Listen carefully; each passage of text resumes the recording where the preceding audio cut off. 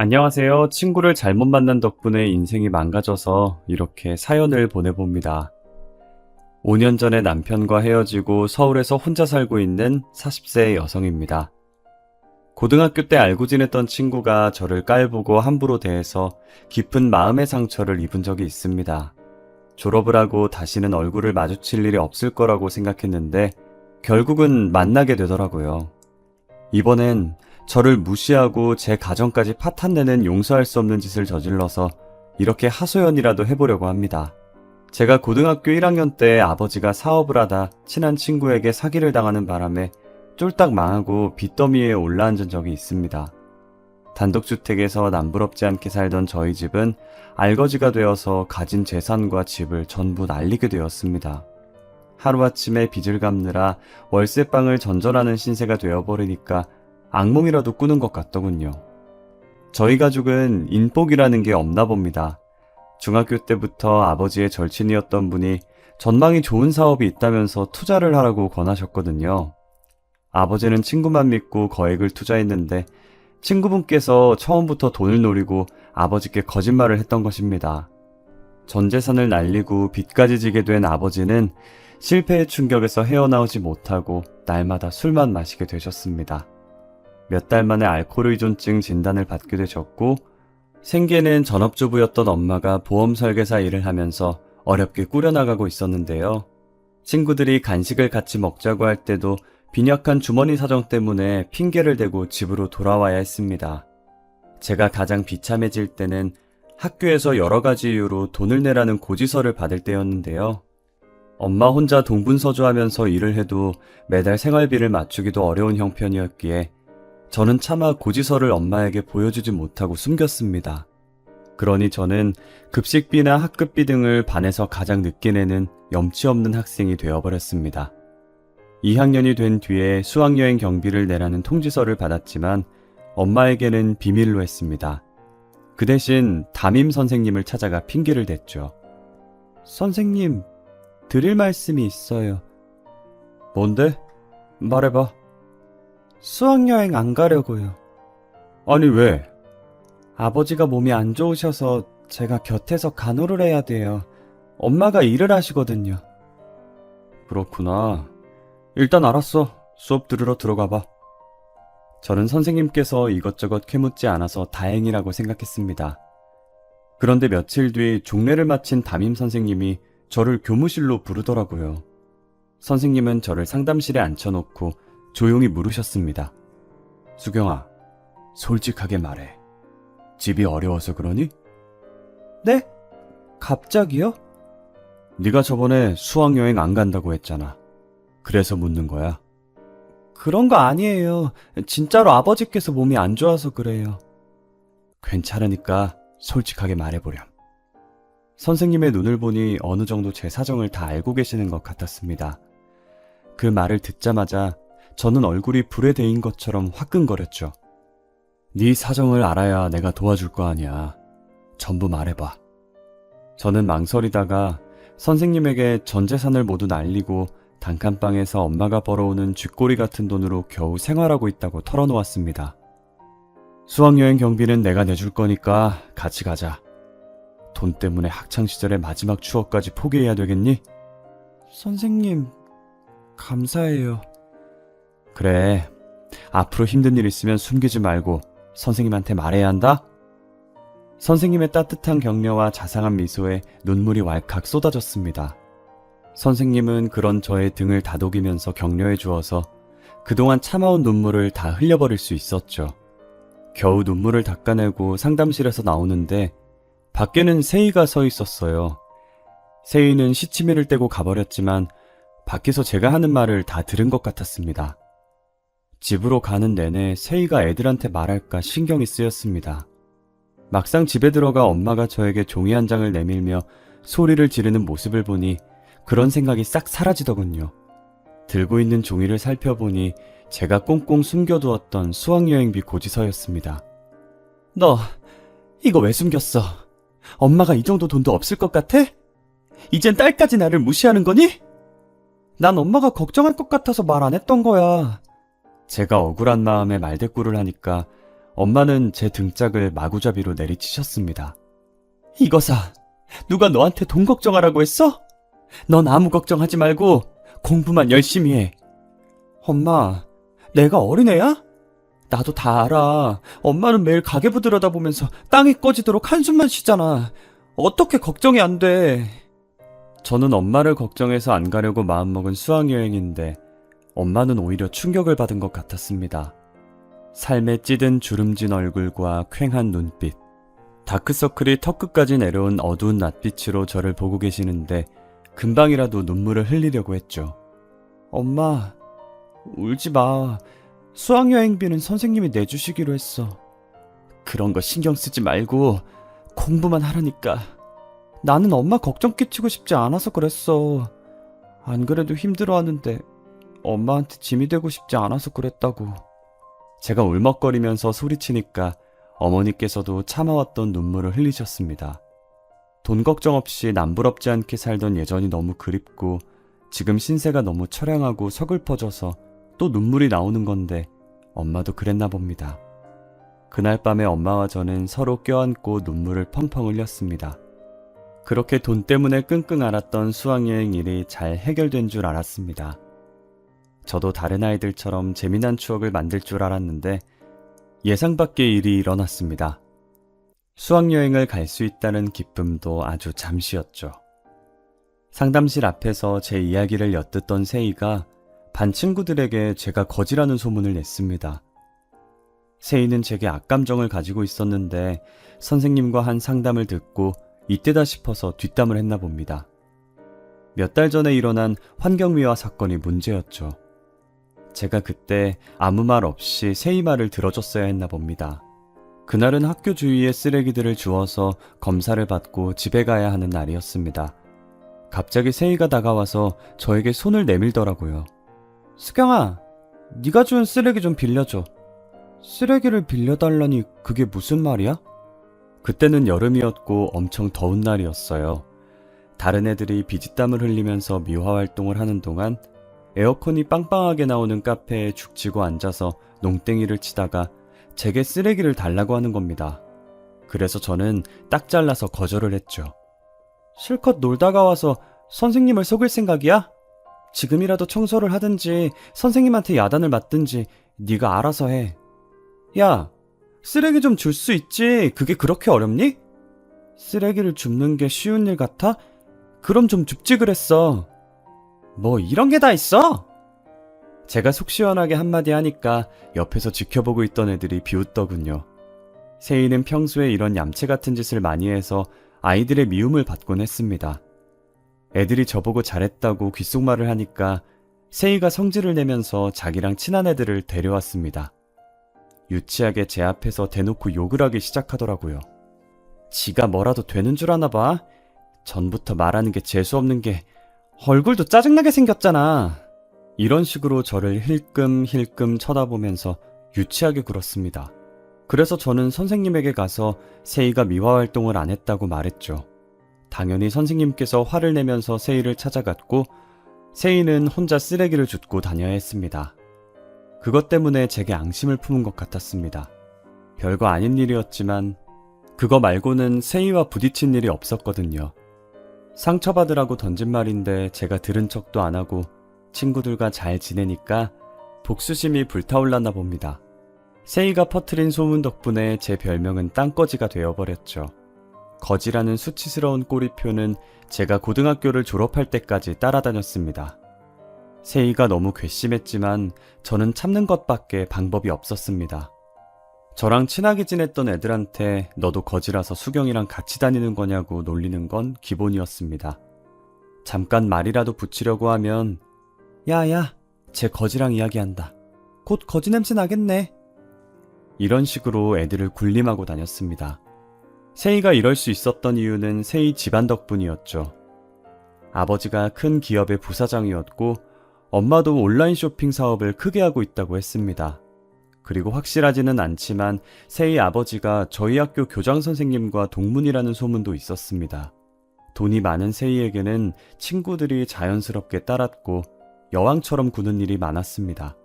오죽했으면 반 애들이 세희 친구들을 시녀라고 했을까요? 그래서 괜히 세희와 맞섰다가는 왕따가 되어서 집단 괴롭힘을 당할 수 있었습니다. 그래서 저는 졸업할 때까지 세희의 괴롭힘을 견디고 있어야 했죠. 고등학교 졸업 후엔 바로 취업을 했습니다. 엄마는 등록금 같은 건 걱정하지 말고 대학에 들어가라고 했지만 또래 아이들과 지내기 싫어졌습니다. 끼리끼리 놀며 무리를 짓다가 자기 입맛에 안 맞으면 내쳐지는 경험을 또 겪을 수가 없었거든요. 게다가 가난이란 굴레에 발목이 잡혀서 대학 생활을 하고 싶지 않았습니다.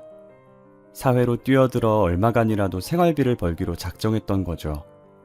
두어 달 동안 여러 회사에 이력서를 내고 면접을 보다가 겨우겨우 한 물류회사의 격리직으로 일하게 되었습니다. 격리를 해본 경험은 없죠? 네, 하지만 열심히 배우겠습니다. 제 말에 면접을 보던 담당자가 피식 비웃더라고요. 여긴 회사지 학교가 아니에요. 가르쳐가면서 일을 시킬 사람이 필요한 게 아닙니다. 순간 저는 말실수를 했다는 걸 깨달았고 이번에도 틀렸구나 하는 생각이 들어서 포기하고 가만히 있었습니다. 좋아요. 창고 관리하는 일이라 크게 어렵지는 않을 거예요. 대신 급여가 좀 약한데 괜찮아요? 네? 네! 기회만 주신다면 열심히 하겠습니다. 그럼 내일부터 출근해요. 그렇게 제 인생에서 처음으로 직장 생활을 하게 되었습니다.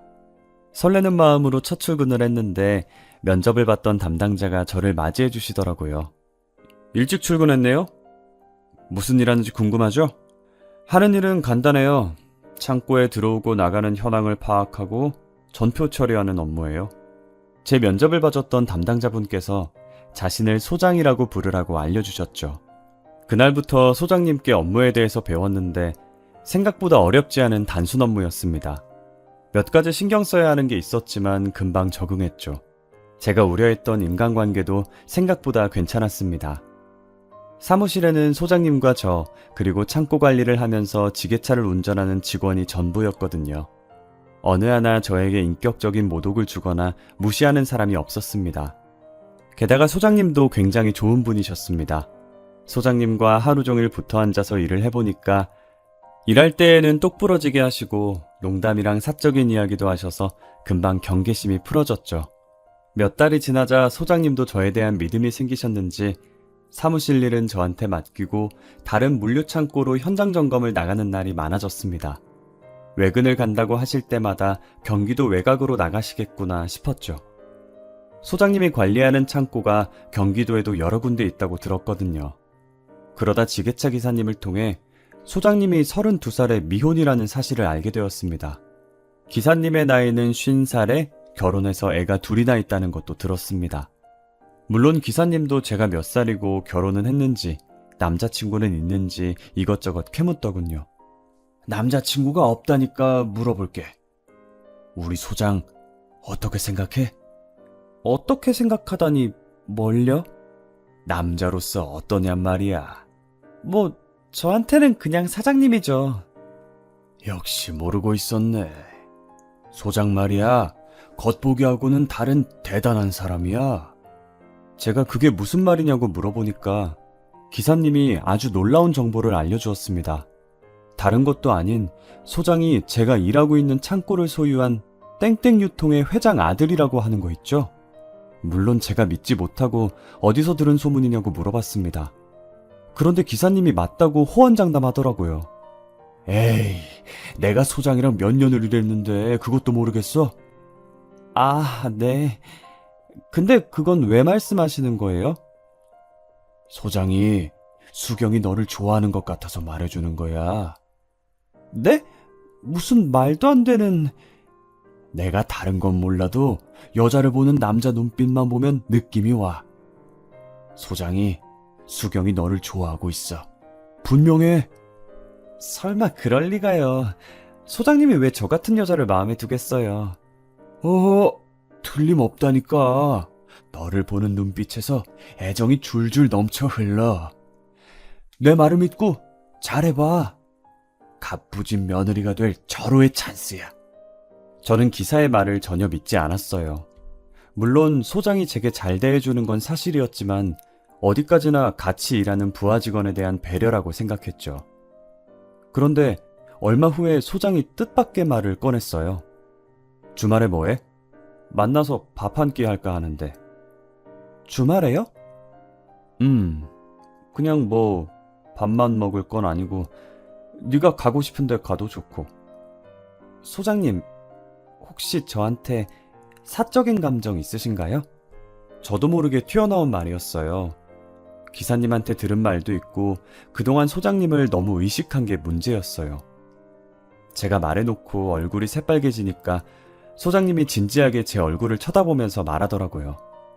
수경아, 갑자기 이런 말에서 놀랐을 텐데 그동안 너를 옆에 두고 지켜보면서 내 마음이 흔들렸어. 네가 부담스럽다면 몇 번 만나서 밥 먹고 차만 마셔보자. 그 뒤에 날 만날지 말지 생각해보면 되잖아. 믿어지지 않는 말이었어요. 기사님이 했던 말처럼 소장님은 면접을 볼 때부터 제게 마음이 끌렸다고 하더라고요. 그래서 경력도 없는 초짜인 저를 채용했던 거죠. 소장님, 이런 건 너무 갑작스럽고 저희는 어울리지도 않잖아요. 조건 자체가 다른데. 조건 같은 게 무슨 상관이야. 설마 날 거절하면 잘릴 것 같아서 이러는 거야? 나 그런 놈 아니니까 걱정하지 마. 만나보고 아니면 소장과 사원 사이로 돌아가자. 그 정도는 충분히 해줄 수 있어. 저는 생각을 해보겠다고 말하고 일단 그 자리를 피했어요. 그 뒤로 소장이 절 볼 때마다 집에 데려다 주겠다, 주말에 한 번만 보자, 적극적으로 애정을 표현했는데 의도적으로 피하기 시작한 거죠. 소장님이 싫은 건 아니었어요. 그런데 나중에 버려질 걸 생각하니까 무섭더라고요.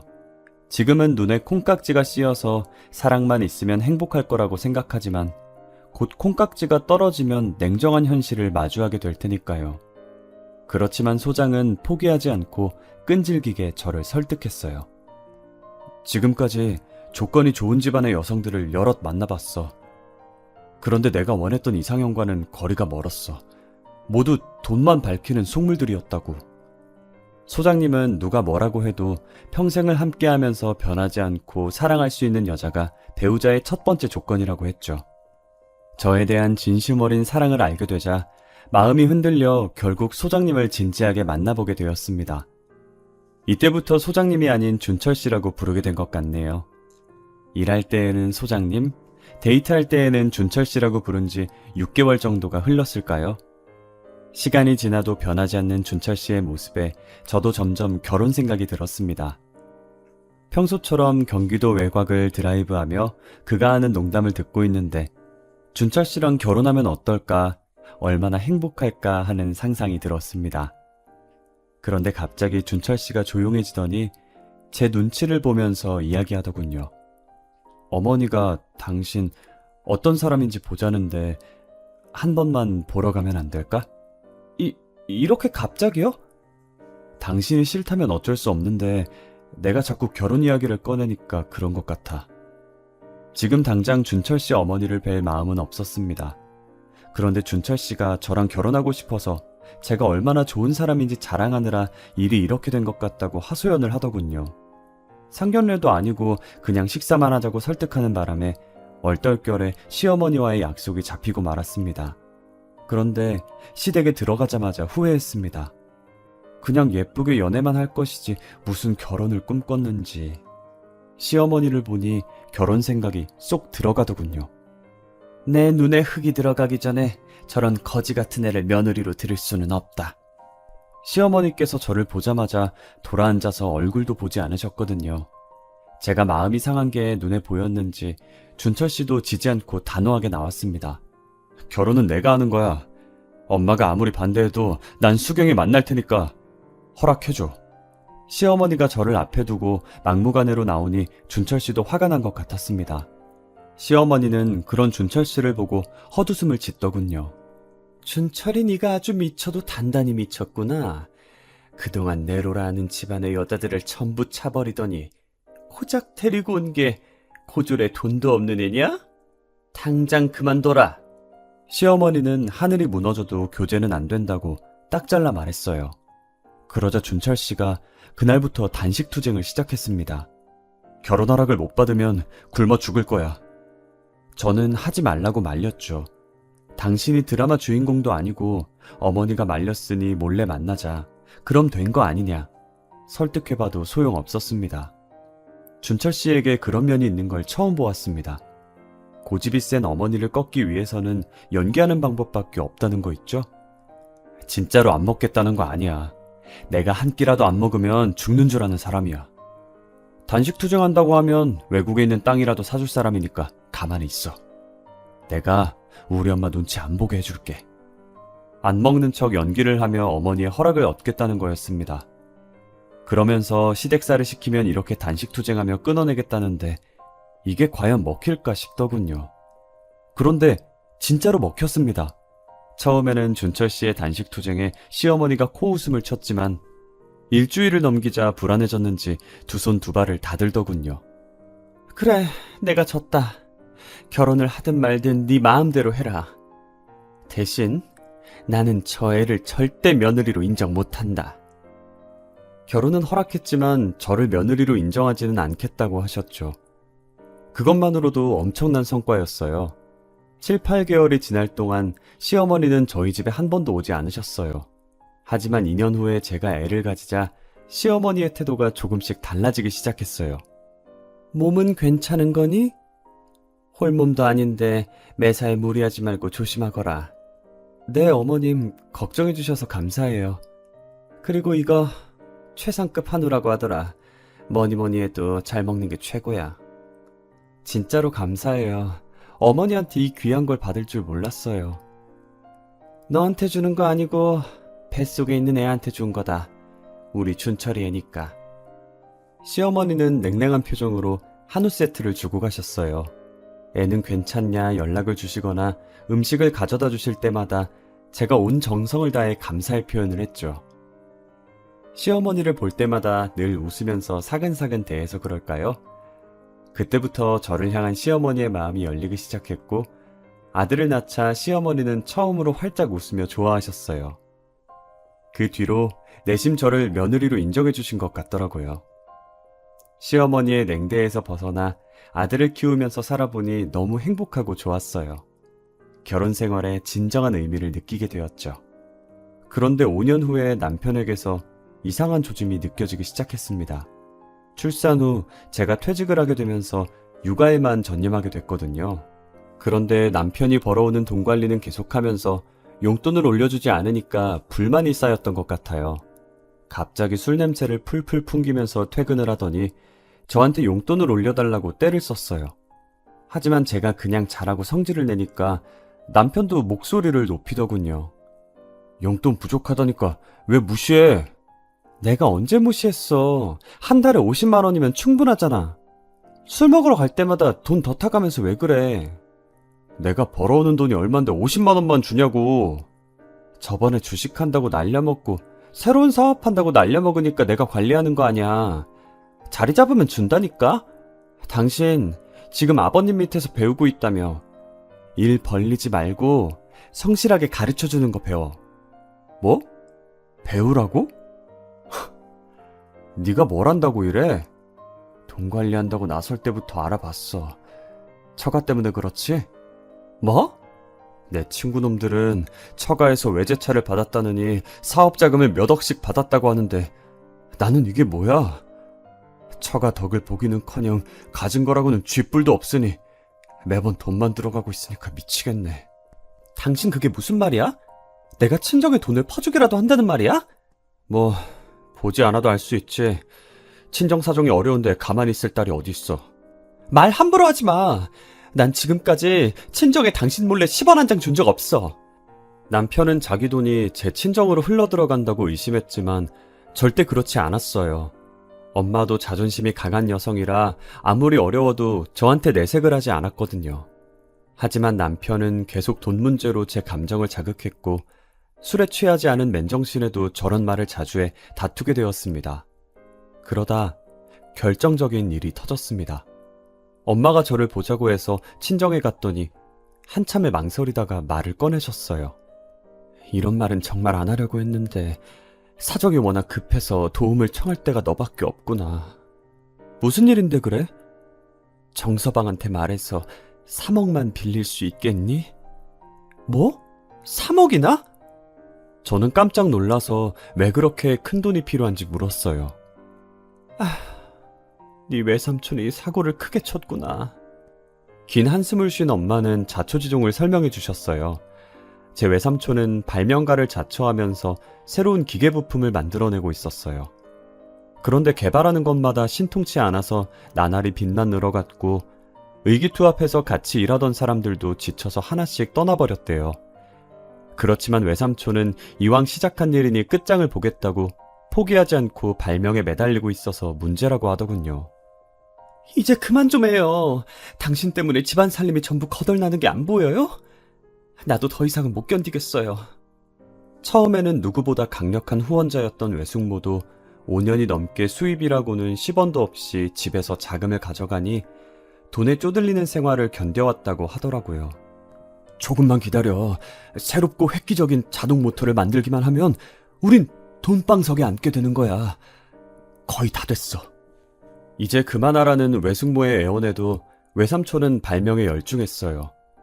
그런데 얼마 전에 그만 외삼촌이 공장으로 쓰던 가건물에 불이 나서 장비들이 모두 불에 타버렸다는 겁니다. 화재보험에는 가입하지 않아서 막대한 피해를 복구하려면 최소한 3억이 필요하다는 거예요. 설상가상으로 외숙모도 이혼을 통보하고 집을 나가버렸다고 해요. 수경아, 정말 염치 없지만 사람 살리는 셈치고 한 번만 도와다오. 엄마의 간절한 부탁에 저는 고민하고 망설이다가 남편에게 사정을 말했어요. 그랬더니 남편은 의외로 3억을 빌려주라고 하더라고요. 여보, 정말 고마워. 당신 덕분에 친정 식구들이 살게 됐어. 남편이 준 돈 덕분에 외삼촌은 건물을 수리하고 새로 장비를 들여와서 계속 발명을 할 수 있게 되었어요. 그런데 그것 때문에 남편과 저의 관계가 결정적으로 틀어지게 되었죠. 참, 거지 같은 집안하고 인연을 맺으니 이렇게 피곤하고 힘드네. 정말 후회된다. 남편은 수시로 저와 결혼한 걸 후회한다는 말을 대놓고 했어요. 처음에는 참았는데 거듭되자 저도 참지 못하고 말다툼을 하게 되었죠. 당신 말이 너무 심한 거 아니야? 나는 뭐 후회 안 하는 줄 알아? 이렇게 자기만 생각하는 놈인 줄 알았으면 결혼 안 했어. 뭐? 결혼을 안 해? 내가 지금 해준 게 얼마인 줄은 알아? 물에 빠진 놈 건져놓으니 보따리 내놓으란 격이네. 그렇게 후회되면 이혼하던가. 내가 겁낼 줄 알아? 당신한테 무시당하는 것도 이제 지겨워. 저도 악에 받쳐서 이혼하자고 소리를 지르고 친정으로 와버렸어요. 엄마는 괜히 자기 때문에 제가 이혼이라도 하게 되는 건 아닌지 안절부절 못하더라고요. 남편은 친정에 찾아오기는커녕 전화조차 하지 않았어요. 그리고 며칠 뒤에 집에 가자 남편은 아무 말 없이 이혼 서류를 제게 내밀더군요. 많이 생각해봤는데 우린 이쯤에서 갈라서는 게 맞는 것 같아. 서로 너무 안 맞아. 뭐? 당신은 이혼이 그렇게 쉬워? 당신이랑은 쉬워. 당신 자식은? 이혼 가정으로 키울 건 아니잖아, 응? 지금 화가 많이 나서 이러는 것 같은데 다시 한번 생각해보자. 제가 저 자세로 남편을 설득해봐도 똑같았어요. 저를 냉랭한 눈빛으로 쳐다보는데 연애 시절 다정하게 바라봐주던 그 준철 씨가 아니더군요. 게다가 제가 이혼을 결심하게 된 이유는 그 3억 때문이었습니다. 3억 갚을 수 있어? 그럼 당신이랑 같이 살고 아님 이혼하고. 지금 나 협박하는 거야? 3억 갚을 능력도 없으면서 무슨 낯짝으로 나랑 결혼하겠다고 마음먹은 거야? 세상 물정 모르니 남편 지갑이나 붙들고 사는 거겠지. 내가 어쩌다 김치녀랑 결혼하게 됐을까. 그 뒤로 중얼거리는 목소리가 아직도 잊혀지지 않습니다. 얼마나 충격을 받았는지 이 말이 아직도 기억에 남네요. 사랑의 콩깍지가 벗겨진 남편을 보니 얼른 이혼해야겠다는 생각이 들더군요. 아들은 제가 데리고 가고 양육비를 준다는 조건으로 이혼 서류에 도장을 찍었습니다. 그러다 며칠 후에 남편의 비밀을 알게 되었습니다. 제가 술상을 여러 번 차려줘서 친해진 남편 친구가 제게 전화를 걸었더군요. 끊길 때까지 차단을 할까 말까 고민하다가 몇 분 후에 전화를 다시 걸었습니다. 제가 여보세요 하자마자 남편 친구가 다급하게 소리를 치더군요. 재수씨, 준철이랑 이혼한 거 사실이에요? 네, 맞아요. 지금 그 자식 인스타 가봐요. 그놈이 올려놓은 사진들 좀 보세요. 지훈씨, 혹시 술 취했어요? 지훈씨 발음도 세고 횡설수설하는 걸 보니 술에 잔뜩 취한 것 같더라고요. 그래서 제가 버럭 화를 내고 말았어요. 제가 이혼한 사람 인스타를 뭐하러 들어가봐요. 이제 그 사람이랑 이혼했으니까 연락하지 마세요. 저도 바람 때문에 이혼당해봐서 알아요. 이거 이대로 있으면 안 돼요. 바람이요? 내가 후회할 짓 하지 말라고 말렸는데도 그러더라고요. 그놈이 그럴 줄 몰랐는데 내가 그런 꼴 당한 거 알면서도 어떻게 그러지? 괘씸한 놈 같으니라고. 친구가 불륜남 때문에 이혼당한 걸 알고 있으면서 그런 짓을 저질렀다면서 제대로 혼쭐을 내줘야 한다고 난리를 피우더라고요. 남편 친구의 말에 인스타에 들어가 본 저는 엄청난 충격을 받고 눈앞이 흐려지는 걸 느꼈어요. 인스타에는 남편이 어떤 여성과 다정한 포즈로 찍은 사진들로 도배가 되어 있더라고요. 그 여자는 아무리 봐도 학창시절 절 왕따시키던 세희였어요. 남편이 인스타에 쓴 글과 친구들의 말을 듣고 남편이 계획적으로 저와 이혼했다는 걸 알게 되었죠. 남편의 치밀한 연기에 제가 감쪽같이 속았던 겁니다.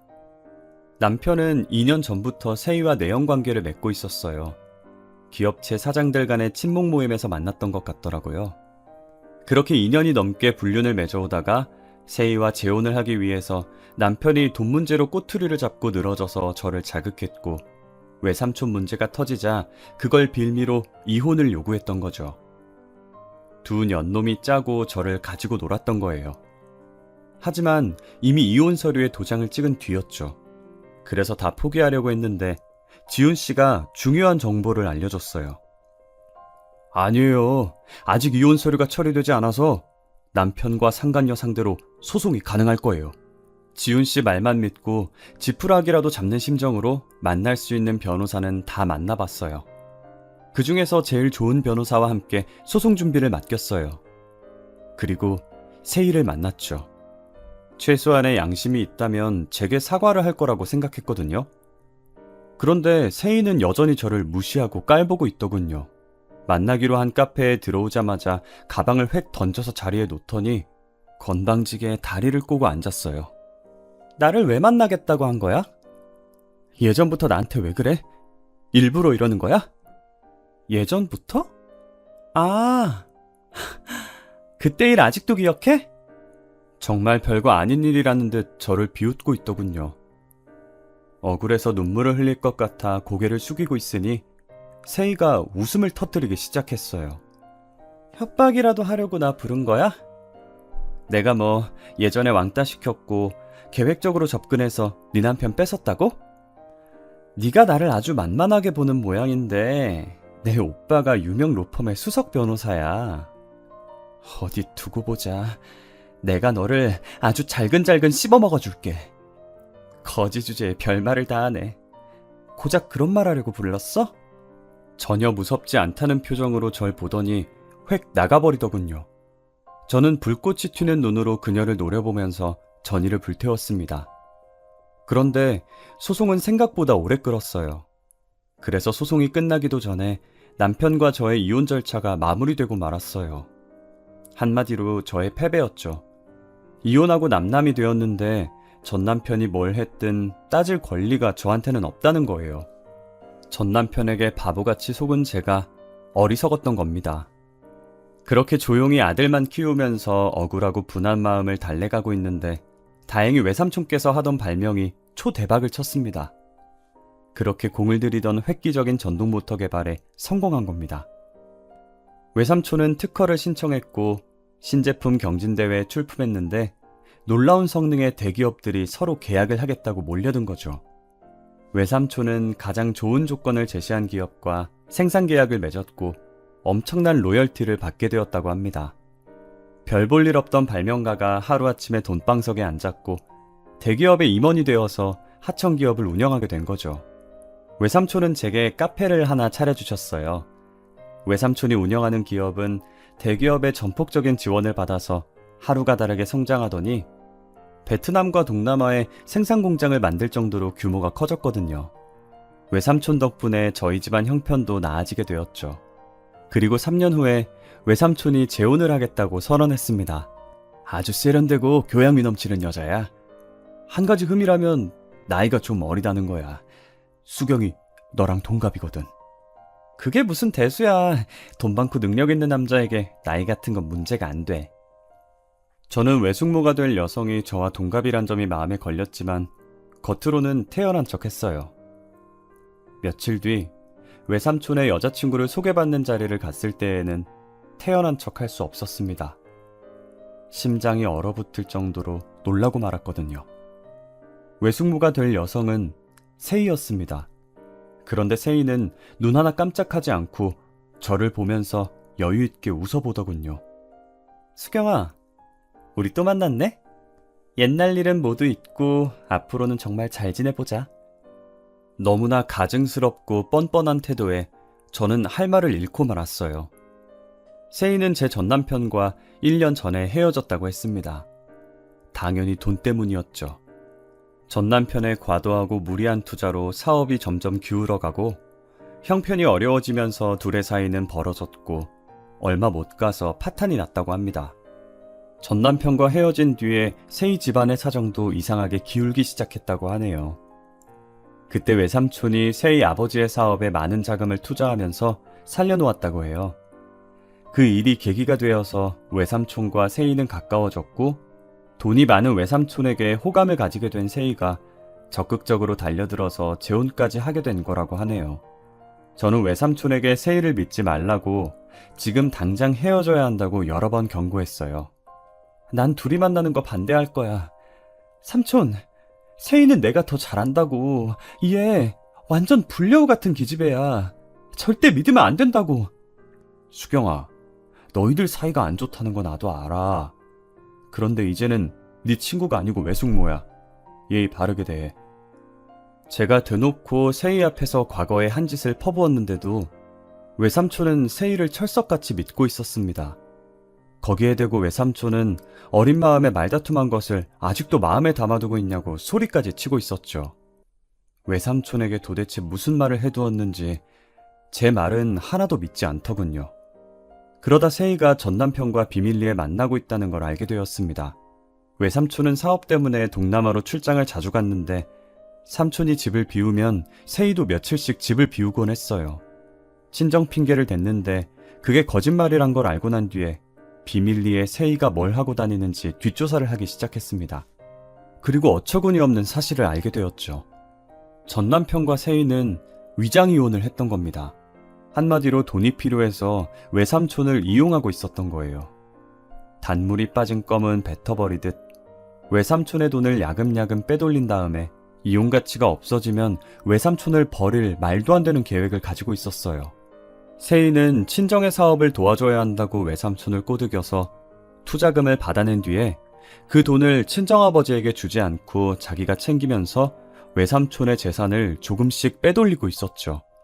저번에는 세희에게 보기 좋게 당했지만 이번에는 미꾸라지 같은 세희가 절대 빠져나가지 못하도록 차곡차곡 증거들을 모으기 시작했어요.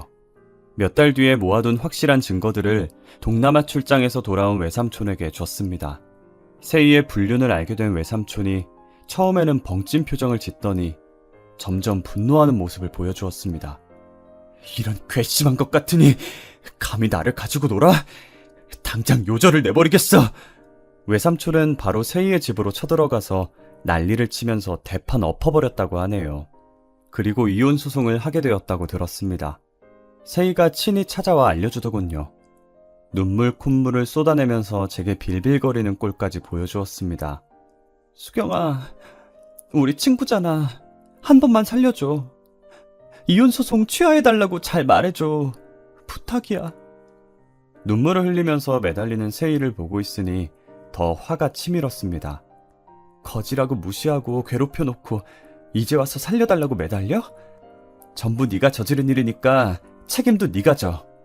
이미 주사위는 던져졌고 세희를 위해 외삼촌을 설득할 생각은 전혀 없었습니다. 이제는 저희들의 질긴 악연에도 마침표를 찍을 시간이 된 거죠. 외삼촌은 소송에서 이겼고 세이는 거의 전 재산을 위자료로 토해내야 했죠. 화가 난 세이 아버지는 그녀를 호적에서 파버리겠다면서 집에서 쫓아내버렸다고 하네요. 변은 익을수록 고개를 숙인다고 하죠. 잘난 척하면서 다른 사람을 무시하면 반드시 똑같은 취급을 당하는 법입니다. 생명을 가진 존재 중에서 하찮은 건 하나도 없으니까요. 여러분들도 같이 살아가는 주위의 이웃들이 나보다 못하다고 깔보는 일은 없으시길 바랍니다. 여러분의 가정에 기쁨과 행복이 함께하기를 바라며 이만 글을 마치겠습니다.